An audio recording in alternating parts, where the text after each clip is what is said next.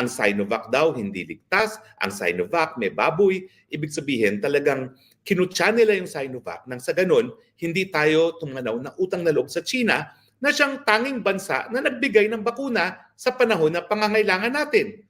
Sino ba naman ang ayaw sa Moderna? Sino ang ayaw sa Pfizer? Pero ang totoo lang, yung mga panahon na yon, hindi naman available dahil inuna nga nila yung kanilang mga kababayan bago nila ibigay sa mga mahihirap na bansa. Ngayon, nung nag-Senate hearing, si Senator Amy Marcos na chairperson ng Committee on Foreign Affairs, tinanong sa DFA, alam nyo ba itong disinformation na ginawa ng mga Amerikano? Ang sagot ng DFA ay hindi po at hanggang ngayon, humihingi pa kami ng kumpirmasyon. Well, unang-una po, hindi na kinakailangan yung kumpirmasyon kasi yung Pentagon na mismo umamin na talagang nag-launch sila ng ganyang disinformation campaign. No? At wala silang pakailam maski napakadaming mga Pilipinong namatay dahil sa takot doon sa bakuna ng Sinovac. Ibig sabihin, nandiyan na yung natural tendency na magkaroon ng takot sa vaccines, lalo pa lumala dahil dito sa disinformation nito. No? Pero ang katotohanan pala, at ito nga po, ito ay galing kay SAS, no? Ay meron palang impormasyon na natanggap ang DFA mismo kung saan kinukumpirma ng mga Amerikano na nagkaroon sila ng ganyang disinformation campaign. Kaya lang, anong sabi ng mga Amerikano? No? Well, unang-una, ang sabi ng mga Amerikano ay hindi nila sinadya daw. Siyempre, di daw nila sinadya na magkaroon ng vaccine hesitation dahil dun sa disinformation campaign nila. Ano ba naman ang akalain nila? Sasabihin nila hindi ligtas ang Sinovac tapos hindi nila akalain na magkakaroon ng vaccine hesitation laban sa Sinovac. Ang sabi nila, ang gusto lang nila is magkaroon ng alternatibo at warningan yung taong bayan pagdating daw doon sa safety ng Sinovac. Hindi ko maintindihan kasi nagkaroon naman ng WHO report na yung Sinovac kasama yung mga iba pang mga bakuna ay ligtas. So paano nila sasabihin na hindi nila inintend na magkaroon ng vaccine hesitation? So tingin ko po, mababaw na argumento yon. No? Ano pa po ang mga sinabi ng mga Amerikano? No? Well, ito po ang sabi nila, kaya naman daw nila ginawa yung disinformation na yon kasi nauna ang China magkaroon ng disinformation na mga Amerikano daw nagsimula ng COVID. Ano ba naman yan? Parang mga bata. Pero ang ginawa nilang disinformation laban sa Sinovac nga, naging dahilan kung bakit napakadami mga namatay dahil sa vaccine hesitation. Hindi naman dapat yun ginawa. No? Now, inamin din ng Amerikano, we understand the concerns raised by the Reuters article alleging that the U.S. military engaged in an anti-vaccination information. We sympathize with your concerns as the toll of COVID pandemic was also immense. We take these accusations very seriously. The posts highlighted in the Reuters are deeply problematic. So sinasabi lang nila, talagang may problema sila dahil dun sa mga impormasyon na isinawalap ng Reuters article. No? Now, ito nga yung sabi nila, no? Hindi naman daw nila intensyon na magkaroon ng vaccine hesitancy. Ang gusto lang nila, i-encourage daw yung mga Pilipino na kunin yung ligtas at mga epektibong options. Wala nga ibang opsyon dahil sa panahon na nangangailangan tayo, China lang ang nagbigay ng bakuna. Uulitin ko po mas mabuti munang inuna nila yung mga kababayan nila, hindi bali nang mamatay tayo kesa mauna tayo. Pero yun nga po meron namang ligtas na bakuna na siniraan nila dahil ayaw nilang tayo magtiwala sa mga China. So inamin naman mga Amerikano, ito po ang sabi although we made some missteps in our COVID-related messaging since 2022, DOD has vastly improved oversight and accountability of information. These efforts include increased coordination with other U.S. government agencies and allies when appropriate. So inaamin nila na talagang mali ang ginawa nila. Paano naman yung mga namatay na? Dahil nga nagkaroon sila ng vaccine hesitation. So dyan po talaga papasok yung sinasabi kong Federal Tort Claims Act na posibleng idemanda ang mga tao ng mga federal employees maski meron silang immunity kapag sila ay gumawa ng tort. Ano ba yung tort? Kapag meron kang danyos na nagawa sa iba at itong danyos nito ay yan ang proximate cause dun sa naging danyos at alam mo na yan ang magiging resulta. Ibig sabihin, nung siniraan mong Sinovac, alam mong magkakaroon ng vaccine hesitancy At itong vaccine hesitancy ay naging dahilan kung bakit ang daming namatay na hindi na dapat namatay dahil meron mang bakuna para protektahan ang ating mga kababayan. So yan po ang pag-amin. Ang tanong, bakit itinanggi ng DFA? Dahil ba ang DFA sunod-sunuran sa mga Amerikano na ayaw nilang aminin na napakasama ng ginawa ng mga Amerikano? Sila ba empleyado ng Amerika at hindi ng Pilipinas? Na alam nila ang katotohanan, pinagtakpan pa nila, kaya doon ako nabubuisit. Ang dami ngang namatay na ng mga Pilipino dahil dyan sa disinformation na yan, pagtatakpan pa ng sarili nating uri, ng sarili nating mga kababayan. Wag naman DFA. Ang inaasahan namin sa inyo, itaguyod ninyo nga yung interes ng Pilipino. Paano tayo magkakaroon ngayon ng independyenteng foreign policy samantalang yung umaamin ng mga Amerikano ayaw nyo pang isiwalat sa Pilipino? Yes, kawalangyaan ang ginawa ng mga Amerikano dahil siniraan nila yung kaisa-isahang bakuna na po pwede nating gamitin sa panahon na nangangailangan tayo.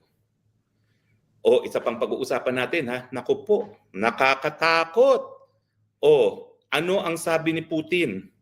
Ang sabi ni Putin, dahil ang Pilipinas ay sunod-sunuran sa mga Amerikano, mukhang yun na nga, no? Ang Pilipinas ngayon ay nasa ilalim ng nuclear crosshair ni Putin. Ano ibig sabihin yan? Mukhang tatargetin na tayo ng mga Ruso. Mantakin nyo, ang kalaban natin nung una, China lamang dahil nga sa pinag-aagawang bayan, mga isla. Ngayon, kalaban na rin natin ng Ruso. Bakit po nangyari ito? Mantakin nyo ha, galing ito sa bibig mismo ni President Putin. Kasi nga po, pumayag itong si Marcos Jr. doon sa kagustuhan ng mga Amerikano na maglagay ng intermediate missile launchers dito sa Pilipinas. Ang problema po dyan sa intermediate missile launchers yan ay napakabilis. Dahil yan ay maikli lang ang biyahe. At dahil yan ay napakabilis, mahirap yan ma-intercept. Unlike yung mga mahahabang mga biyahe na missiles, ang tawag intercontinental ballistic missiles, ang speed niya parang eroplano. So pwede mo pang mapigil yan. Pero itong intermediate range missiles, napakabilis. Chances are, lalanding yan sa target. Now, ganong kainit itong usapin nito? Well, noong dekada 60 nga, nung presidente si JFK, kabuntik nang magkaroon ng nuclear war kasi nag-station ng Russia ng intermediate range missile launchers sa Cuba. So ang ginawa naman ng Amerika, nag-station din sila ng intermediate missile range missiles doon naman sa Turkey. At talagang at some point, doon sa tinatawag na invasion of the pigs, akala natin tapos na ang daigdig dahil nakatutok na ang nuclear arms sa Amerika at sa Russia. Naabatan na lang yan nung nagkaroon sila ng kasunduan, sige, tanggalin na natin itong mga intermediate range missiles. At in fact, nagkaroon sila ng tratado sa panig ng Ruso at ng Amerika na hindi sila gagamit ng intermediate range missiles at sisirain na nila yung mga intermediate range missiles na yan. Tumagal yung tratado ng 10 taon pero umalis po ang Amerika. At napabalita nga na bukod sa intermediate range missiles na ilinagay sa Pilipinas, naglagay din sila ng intermediate range missiles dyan naman sa Belgium kung nasaan ang NATO. So natural, nag-react ang Russia. Take note hindi China ang unang-unang nag-react dito. Russia ang unang-unang nag-react at sinabi nga nila, naku, ito ay magdudulot na naman ng arms race sa panig ng Amerika at ng Russia. Kaya bukod pa sa problemang napakataas sa presyong bilihin, kakulangan ng trabaho, napakababang sweldo, ito pa ngayon, mitsa na lahat tayo ma-evaporate sa nuclear war dahil pinayagan ni Marcos Jr. ang deployment ng middle range missiles. Tama ba yan? Gawain ba yan ng taong nasa tamang pag-iisip? Sa tingin ko po, hindi. Gawain yan ng adiktador. Anong sa inyo mga kaibigan? Maganda ba ang lighting ko ngayon? Umanap ako talaga ng napakalakas na ilaw. Okay, tignan po natin ang mga reaction. Matt Dusain, Sinovac China-made is so far the safest for its traditional characteristics, contrary to all US-made mRNA vaccines, Pfizer, Moderna, Johnson & Johnson, and AstraZeneca. Totoo po yan. Kasi ang ibig sabihin nung yung Sinovac, yan ay talagang patay na virus ng COVID para lang magkaroon nga tayo ng natural immunity. Hindi siya artificial. Di ba? Okay, maraming salamat. Si Cel Reyes, yung Pfizer ang may side effect kasi maraming namatay dito sa Japan. Oo nga, no? Parang napapabalita rin yan. No? Pero wala masyadong side effect. Ang Sinovac, kasi nga, talagang virus yan na inintroduce lang sa katawan. Salamat, Cel. Okay, si Imelda Tulip, kami nga po, nag-antay po kasi kaso-kaso sa Sinovac, ending Sinovac din pala. Vaccine namin, wala naman palang masamang epekto. Oo nga po eh. Pero tignan nyo, ang dami yung 60 plus thousand Pilipinos ang namatay. Ilan doon?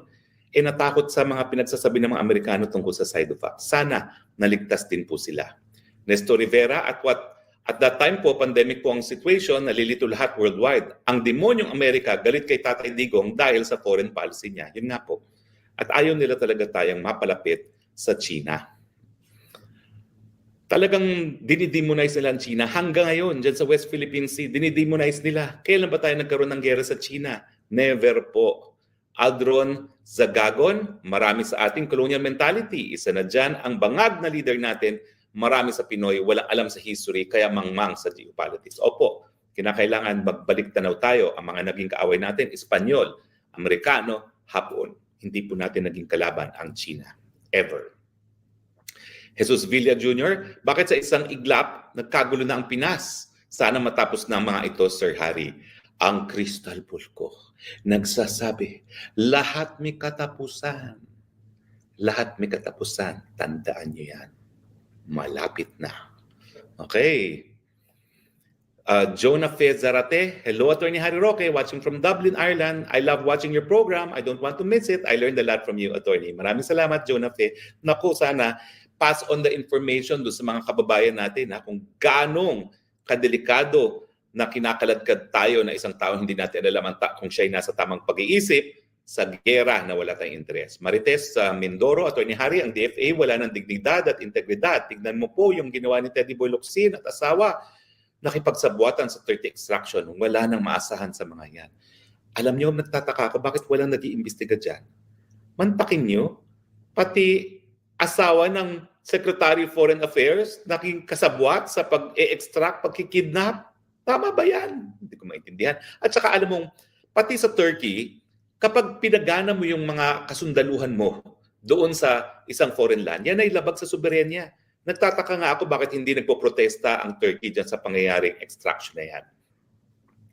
Okay.